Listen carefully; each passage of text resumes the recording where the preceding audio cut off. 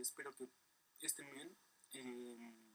Hoy Emiliano, Miguel y yo les vamos a presentar una breve introducción a Kant. Antes de empezar me gustaría nada más como dar eh, los datos contextuales que considero más importantes. Bueno, nació en 1724 en una familia cristiana. Tenía 9 hermanos, de los cuales él era el cuarto. En ese entonces el racionalismo y el empirismo estaban en una lucha, por así decirlo, entre quién se acercaba más a la verdad, de cómo funciona nuestra realidad. Por un lado, los racionalistas pensaban que la,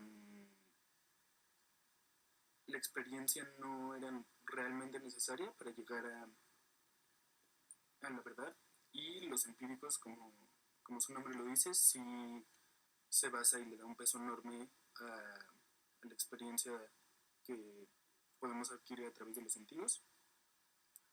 Eh, bueno, el texto que nosotros vamos a analizar es Crítica de la razón pura, escrito en 1781. Es interesante porque mucha gente lo considera del género metafísico, ya lo veremos más adelante, pero bueno, me gustaría nada más primero aclarar que en el lenguaje alemán, crítica no significa crítica tal cual, sino es eh, esta búsqueda de la naturaleza de algo. Entonces, pues Kant en este texto lo que hace es buscar los principios y los límites de la razón pura, y la razón pura, muy a grandes rasgos, es los conocimientos independientes a la experiencia. Y pues bueno, comenzaremos con Emiliano y nos seguiremos. Hola. Eh, nosotros ahora nos adentraremos más de lleno en la obra más importante de Kant, que es Crítica a la razón pura. Eh, Retomaremos desde la introducción, que consta de 7 capítulos, hasta tratar de poder desarrollar un poco sobre la tesis principal de esta obra. Eh, y bueno, como dice Fernando, Kant en el siglo XVIII viene en el mundo de la filosofía, está contrapuesta básicamente por dos filosofías, por el racionalismo por un lado y el empirismo. Esto como consecuencia de la modernidad. Eh, Tenemos con Descartes el racionalismo influido de una manera muy importante por él, y del lado empirista moderno por Hume, Locke, Berkeley. eh, de quien más retoma Kant será el empirismo de la tesis empirista de Hume, que ahora veremos por qué. Y bueno, también Kant lo que hace en este momento con esta obra es hacer una crítica a, a- a ambas filosofías, encontrando un poco sus puntos débiles, eh, las diferencias entre ambas, y acaba encontrando una solución para lograr que concilien las dos filosofías. Eh, Desde el desarrollo de su nuevo sistema, de su nuevo método, y como tal de una nueva filosofía, que es la filosofía trascendental, que ahora más adelante desarrollaremos al respecto. Eh, desde el significado del título, ahí viene un poco desplegado lo que Kant pretende. Él lo que está haciendo está poniendo la razón a un examen, a la crítica. Está examinando los límites del conocimiento y de cómo nos acercamos a la realidad y al mundo. Desde esta crítica está cuestionando las posibilidades del conocimiento humano. eh, básicamente bajo la pregunta de qué podemos conocer. Y bueno, ya que dijimos que se sitúa el pensamiento de Kant entre el racionalismo y el empirismo, que es, como lo sabemos, el mundo sensible, las intuiciones sensibles, el mundo de los sentidos, para él ambos son problemáticos. Eh, la crítica de Kant, por ejemplo, en el caso del racionalismo, se basa en que para él el racionalismo puede acabar siendo una metafísica dogmática, ya que acaba teorizando antes de analizar realmente los instrumentos que utiliza la misma razón. Por lo tanto, no puede conocer los límites de la razón. Y por el lado de la crítica al empirismo, es que este se puede convertir en un escepticismo radical, pues niega el conocimiento universal y necesario, ya que para él se necesita de que sea conocimiento universal y necesario, pero también así un conocimiento eh, en los que se tenga el completo dominio de los límites de su razón. Eh, lo que él busca básicamente es fundamentar el conocimiento científico, haciendo un nuevo conocimiento mediante esta síntesis y esta conciliación entre racionalismo y empirismo. Eh, Así que lo que básicamente él consigue es hacer que se unan de cierta manera. Eh, lo que me recuerda un poco en cuanto a quiebre, en cuanto a cambio, en cuanto a rompimiento de filosofías, es que él busca más rigurosidad para la ciencia, para la filosofía.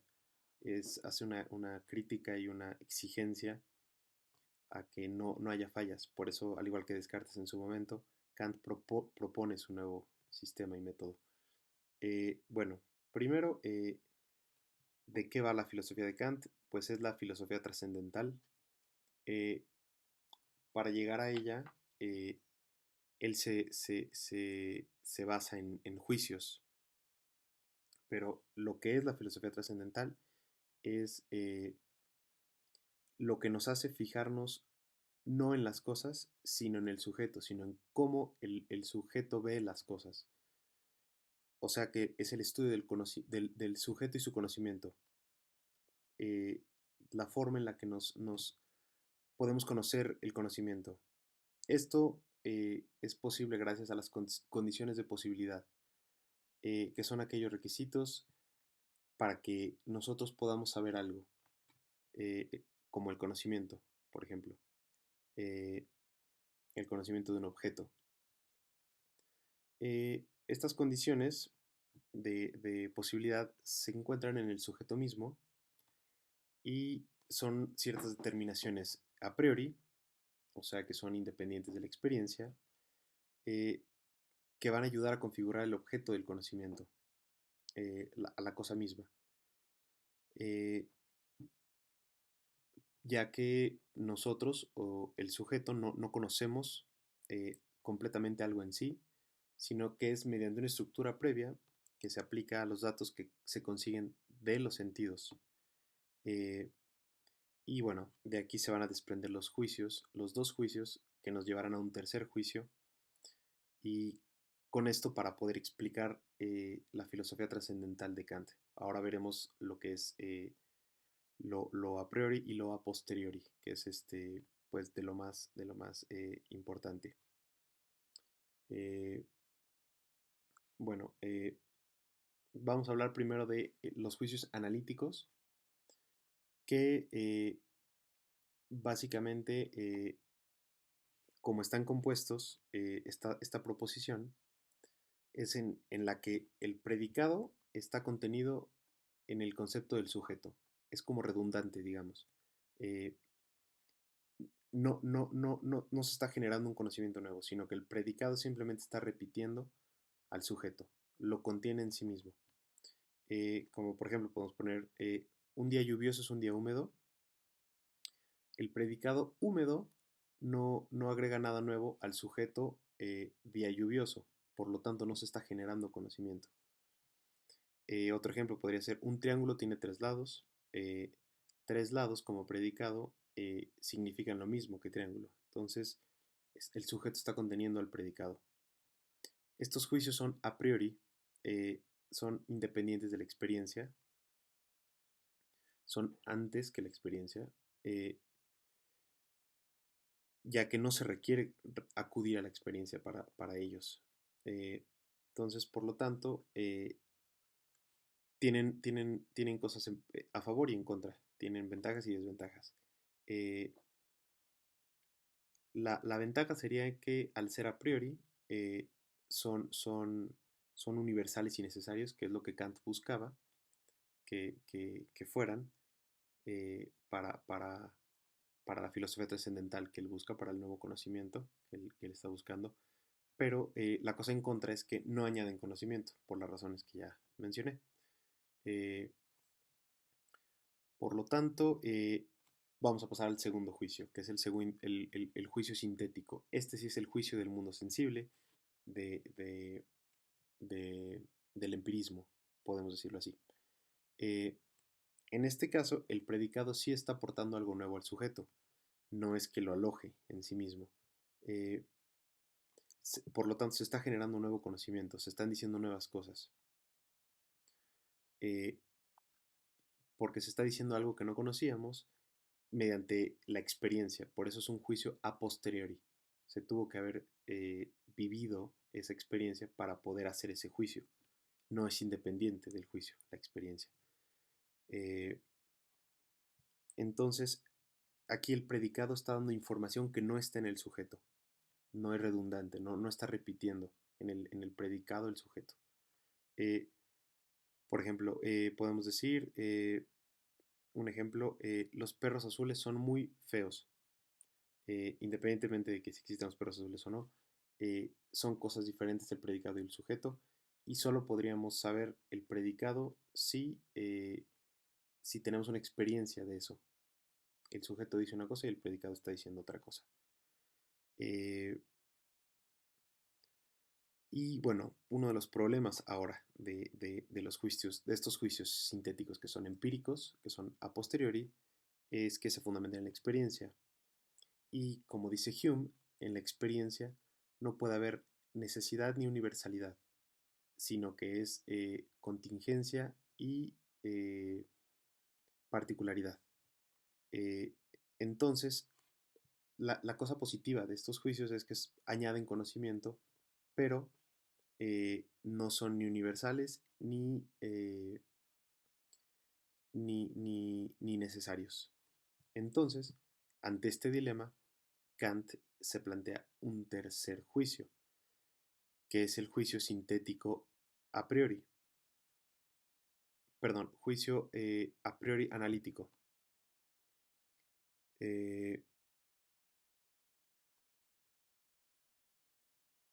No, perdón, sintético a priori.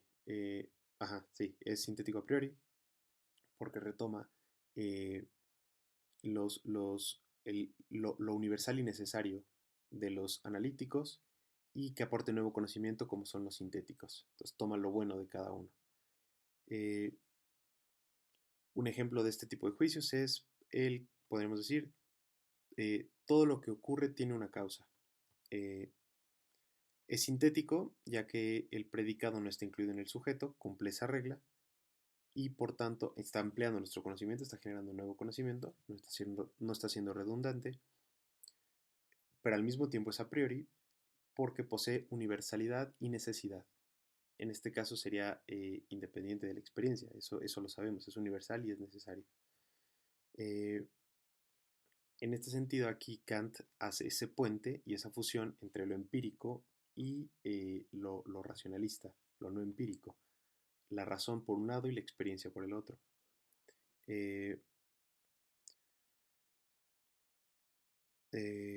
También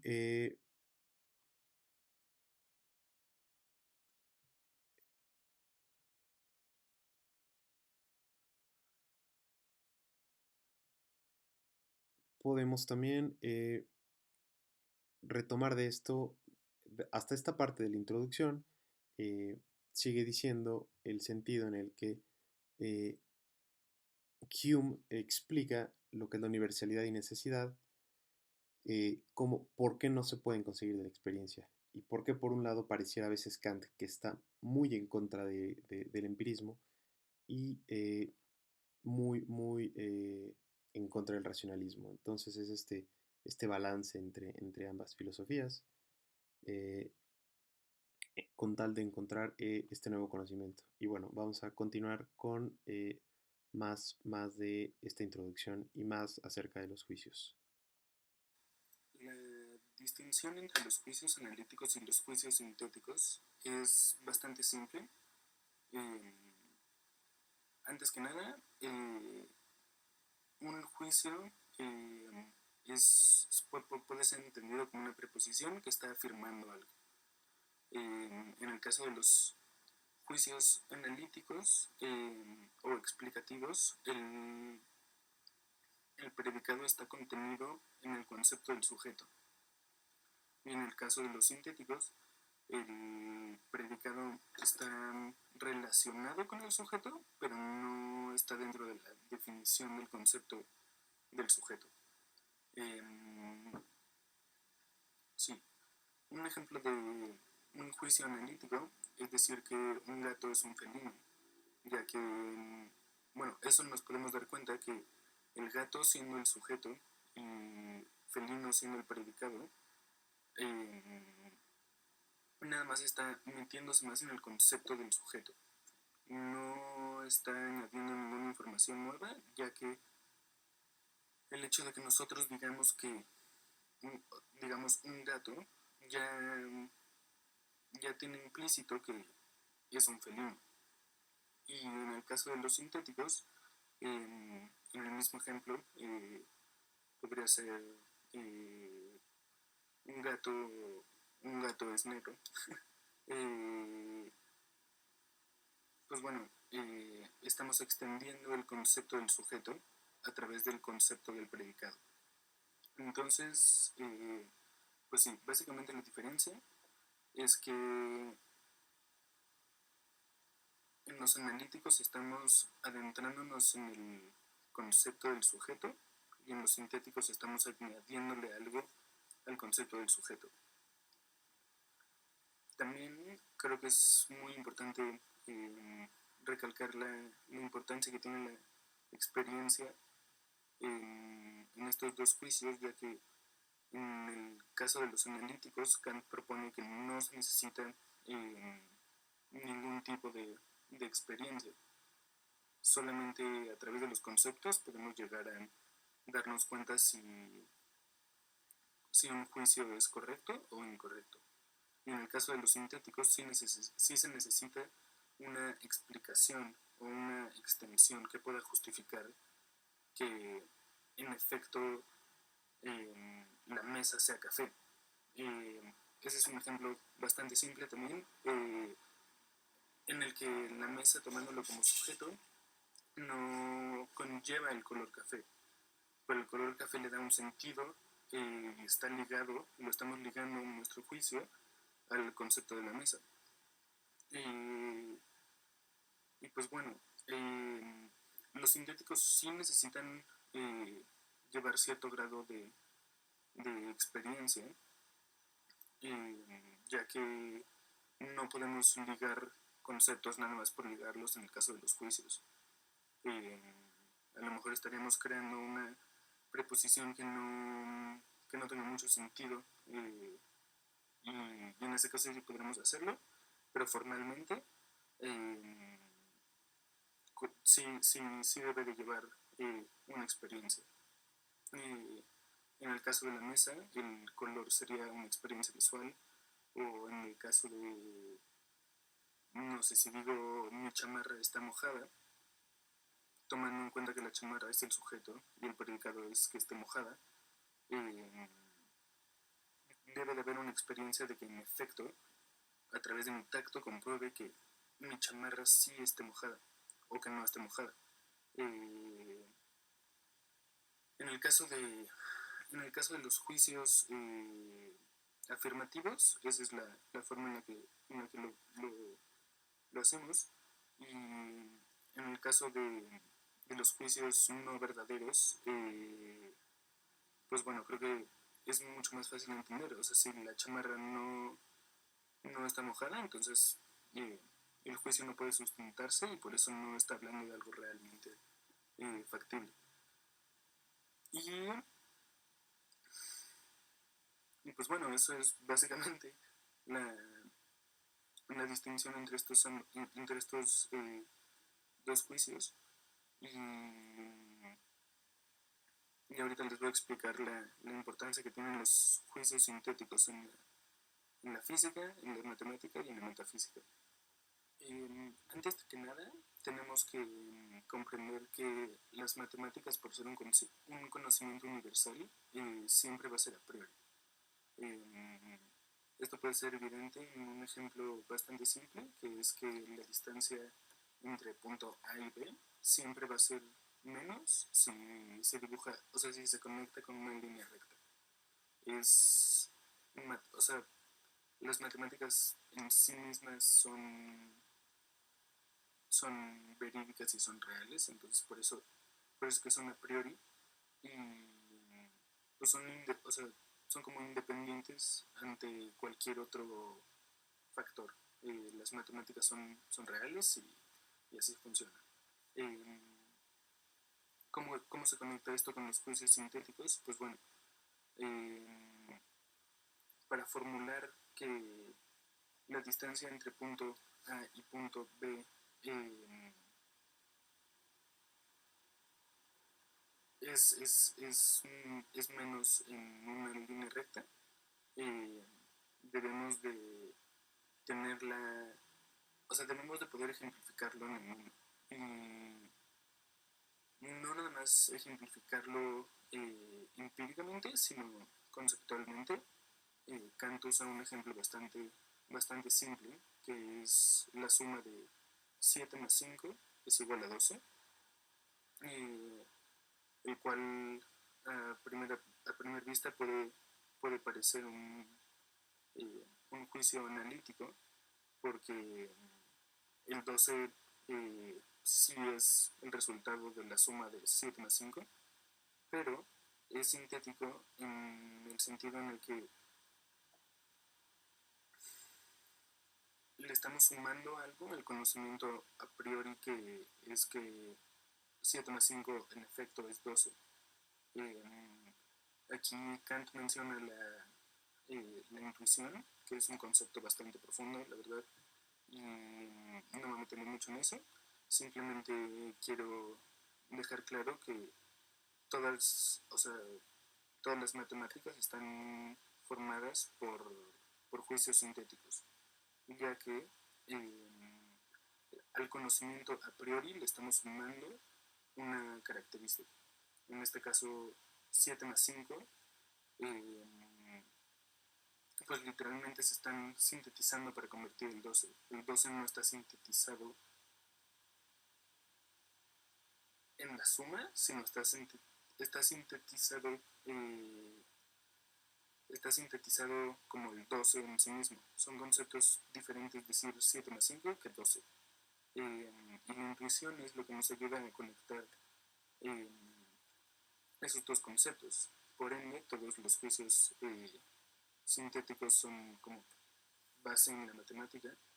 Y pues bueno, ya sabemos también que las matemáticas conforman básicamente todas las ciencias. Y en el caso de la física, eh,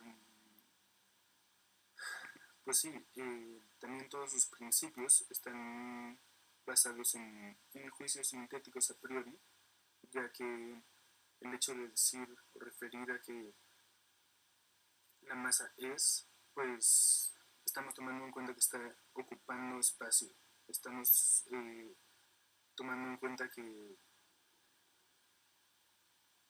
que es a prioricamente, o sea que la masa está ahí sin que nosotros tengamos que modificarla ni sumarle cualquier característica, pero volvemos a lo mismo. A través de la intuición debemos de, o nos vemos forzados más bien a sumarle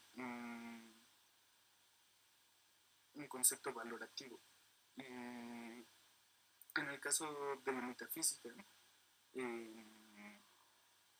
pues bueno, el caso de la metafísica la verdad está un poco más complejo, ya que la base de la metafísica siempre es algo a priori. No podemos nada más hacer metafísica sin tener el mundo. No podemos hacer metafísica si no tenemos lo que ya está dado. Entonces, pues en el caso de la metafísica, los juicios sintéticos a priori también juegan un rol muy importante, ya que a partir de ellos partimos y nos vamos metiendo y expandiendo en el fin de la metafísica.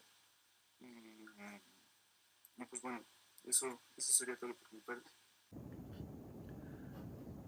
Lo que propone Kant en la sexta parte de la introducción, el problema general de la razón pura, es que toda problemática acerca sobre la razón pura puede simplificarse en una sola pregunta.